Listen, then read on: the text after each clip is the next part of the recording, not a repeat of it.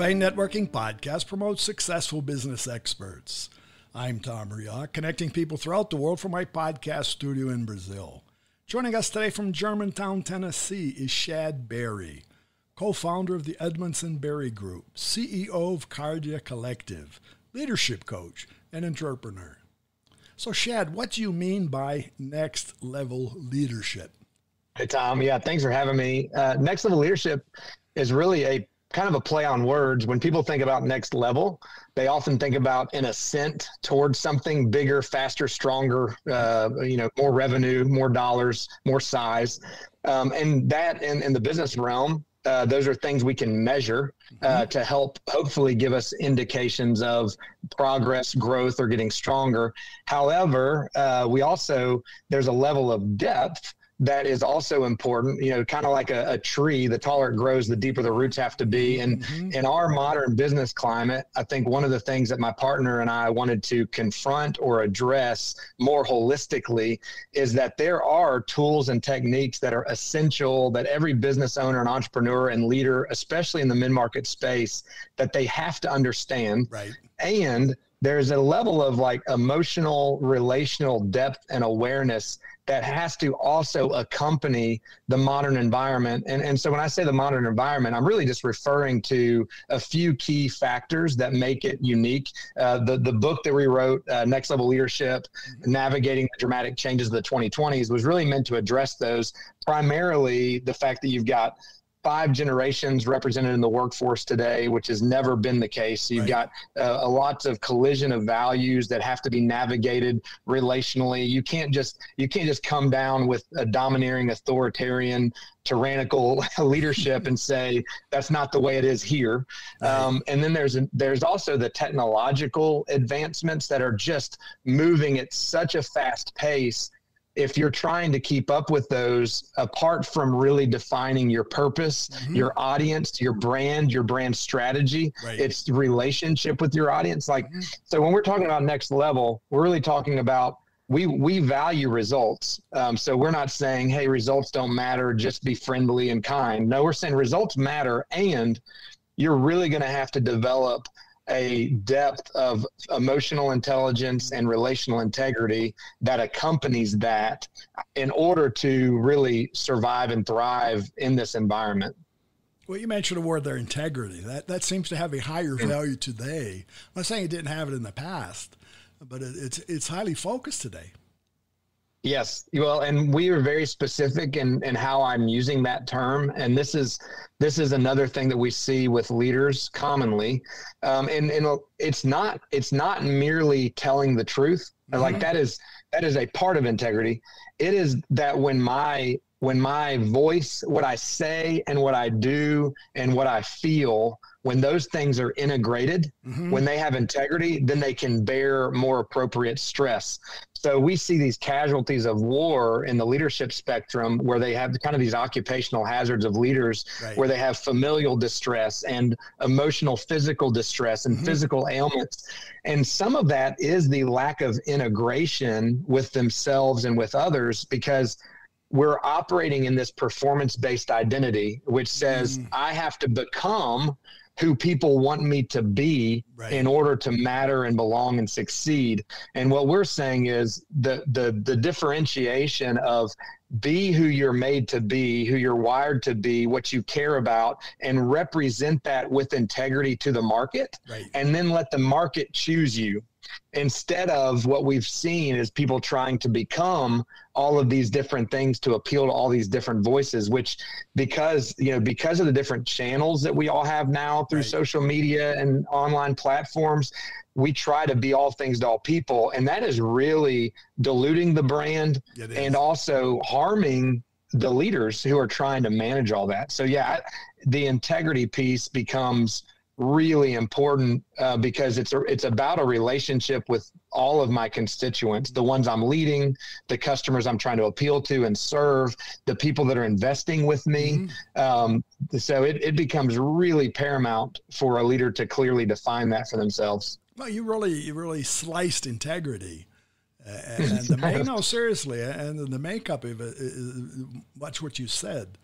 Many times, either as a client or as a partner of anything, we don't have the feeling. We don't feel the you. We don't feel the leadership. Sometimes we can see it, we can hear it, but the touchy, huggy part, that's really believing. That's bringing belief to whatever you're saying That's and right. doing. So that really has to be dwelled upon. And we see that It really does. when you mention the 5 generations. I think we have to go across all those generations and take out the pieces that help project and maintain the feeling. Many times that's overlooked. The new generation sort of, I don't want to be critical, but they have a different feeling. Mm-hmm. It's so, and one of the things that we really confront in our leadership development is an idea of victimhood.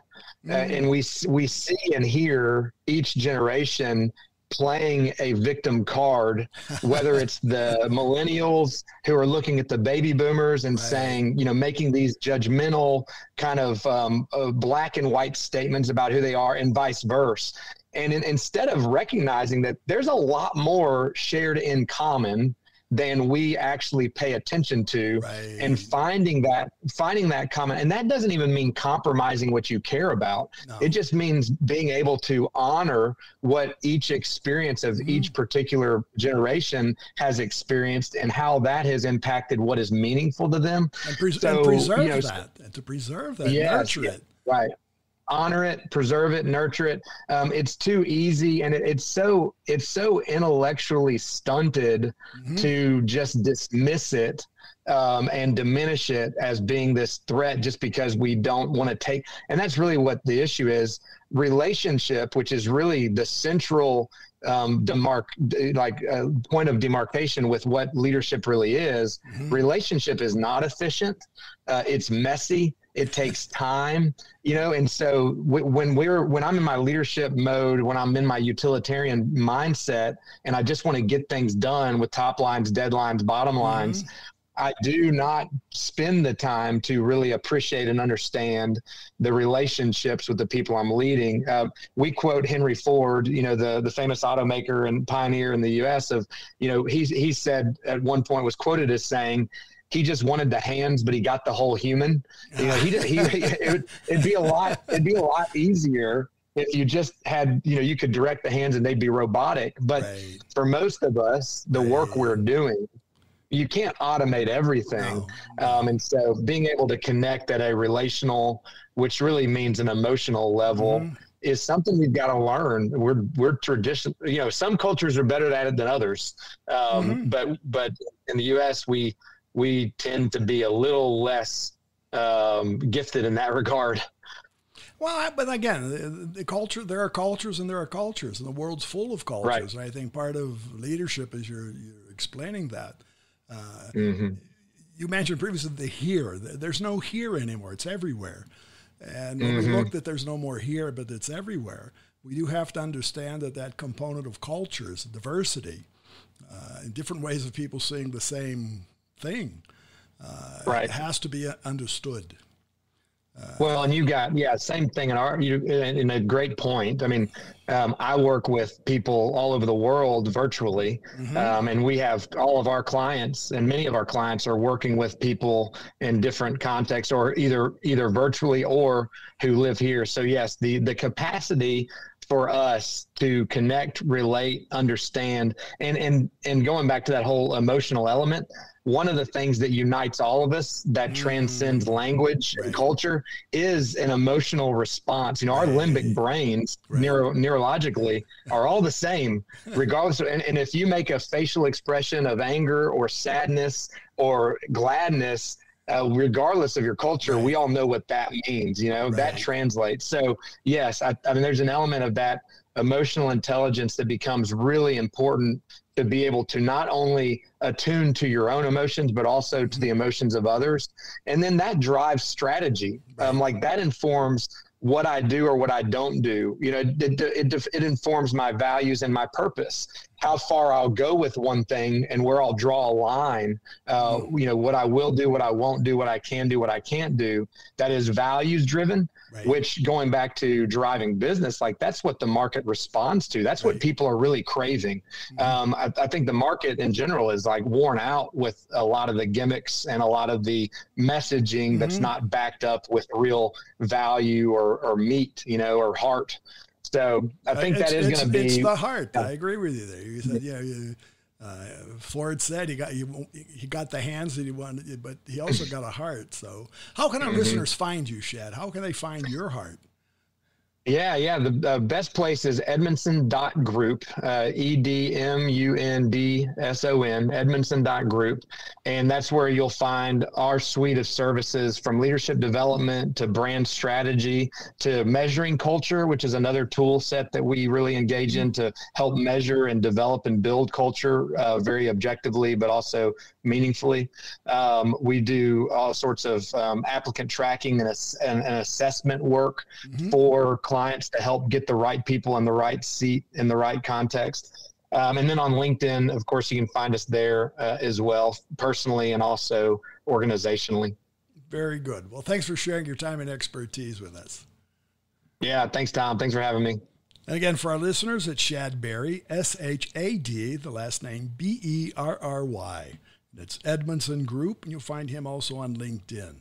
Cafe Networking is brought to us by Focus MI Market Intelligence, an agricultural market research specialist in Brazil. More information at focusmi.com.